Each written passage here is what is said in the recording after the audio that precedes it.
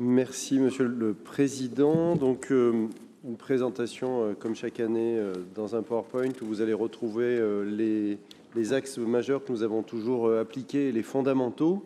D'abord, en commençant par le contexte économique dans lequel nous inscrivons ce débat d'orientation budgétaire avec, comme vous pouvez l'observer, un paramètre inflation qui est en train de se stabiliser. L'inflation 2024 devrait redescendre à hauteur de 2,5%. Elle est envisagée à 1,5% en 2025. Donc, alors qu'elle a tutoyé les 5%, voire dépassé les 5% entre 2022 et 2023, elle devrait se stabiliser à un niveau que nous avons connu dans les périodes précédentes et plus raisonnable. Sur la croissance du PIB, nous devrions clôturer l'année 2024 à 1,1 et c'est également dans les projections pour l'année 2025, ce qui doit nous permettre d'envisager les recettes de TVA, mais je ne dirais pas l'évolution des recettes de TVA dorénavant compte tenu des annonces nationales. Sur le contexte économique, toujours les taux d'intérêt. Vous vous souvenez de cette montée extrêmement brutale entre 2022 et 2023, puisqu'on est passé de taux d'intérêt que nous souscrivions les emprunts à taux négatifs, qui sont montés jusqu'à 4,5%. Cette augmentation des taux d'intérêt dans la période 2022-2023, elle a engendré près de 30 millions de frais financiers supplémentaires. Peut-être vous souvenez-vous que quand on avait fait le bilan sur le mandat précédent des économies réalisées grâce à la bonne gestion et donc à notre capacité à emprunter soit à taux négatif, soit à faible taux, nous avions annoncé entre 160 et 170 millions d'euros d'économies. Vous pouvez le traduire en lycée, vous pouvez le traduire en maison de santé, vous pouvez le traduire en trains express régionaux ou en bus. Donc, vous mesurez à quel point il est important d'afficher de bons ratios de gestion pour pouvoir être crédible sur les marchés, mais aussi pour pouvoir emprunter à des taux extrêmement raisonnables et donc faire des économies sur les frais financiers. Ces taux sont en train de commencer une décrue, donc on était à 4,5%, on va redescendre en principe autour de 3,5%. Dans l'année qui arrive, nous sommes aujourd'hui à 3,65 ou 3,7 de taux d'intérêt.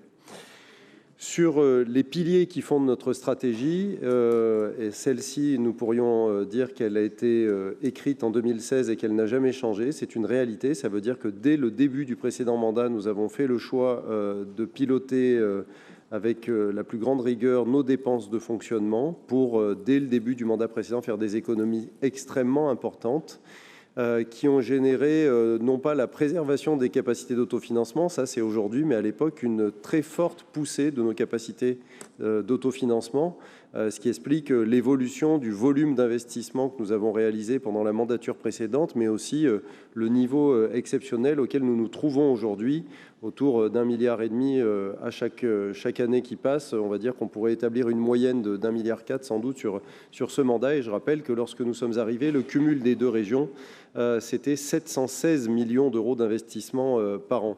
Donc, vous l'avez compris au travers de ces propos, la priorité, c'est évidemment l'investissement dans nos compétences propres. Et à chaque AP, nous votons un certain nombre de projets d'investissement direct de la région, mais aussi l'investissement aux côtés de nos partenaires. Je pense notamment aux collectivités locales, aux mairies que nous soutenons, quelle que soit leur taille et quel que soit l'endroit où elles se trouvent sur le territoire régional. Tout cela sans jamais endetter les générations futures.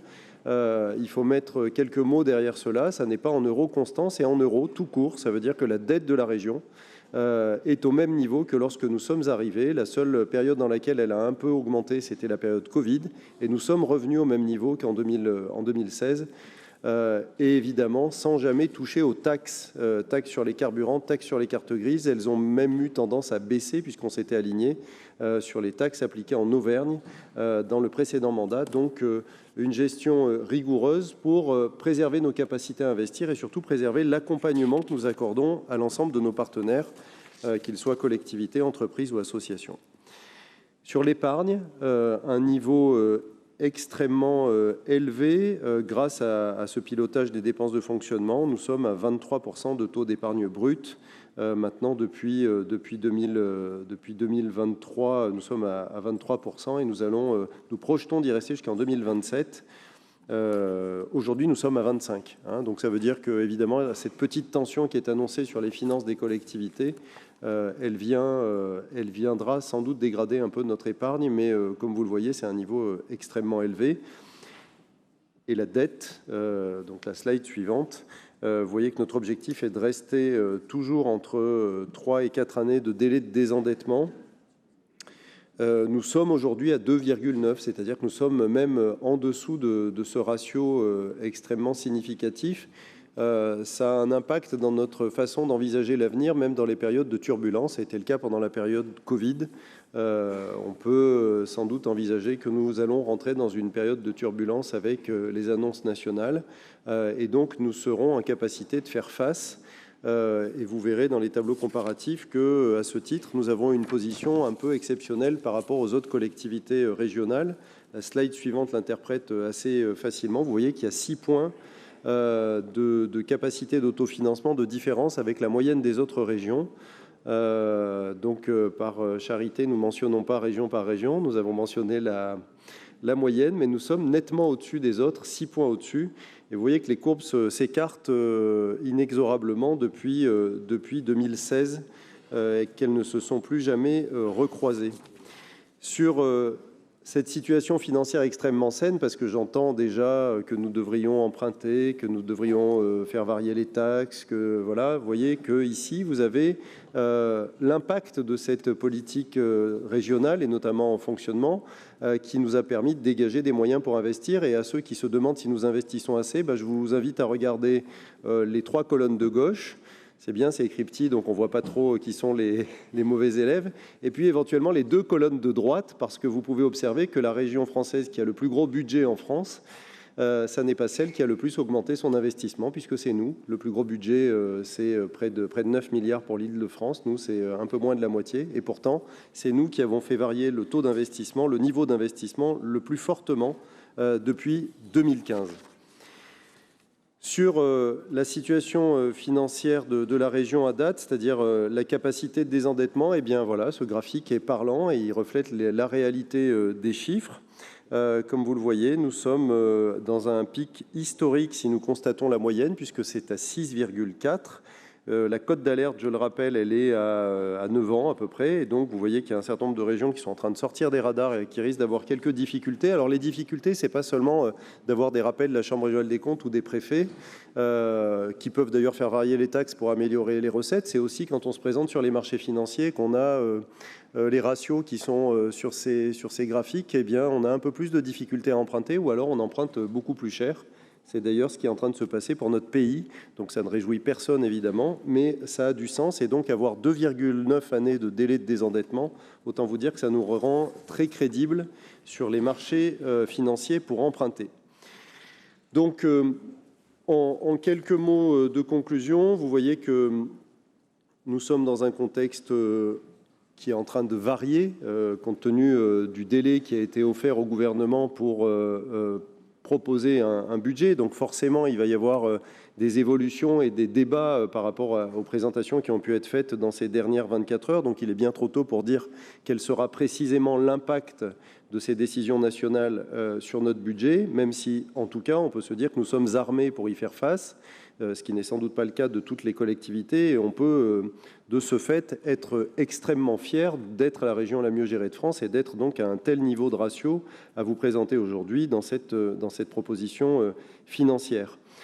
Pour 2025, nous avions des estimations de progression des recettes de TVA. Vous avez observé qu'a priori, il y aura un mécanisme qui nous privera de cette évolution, mais en tout cas, nous devrions avoir au moins autant de recettes de TVA.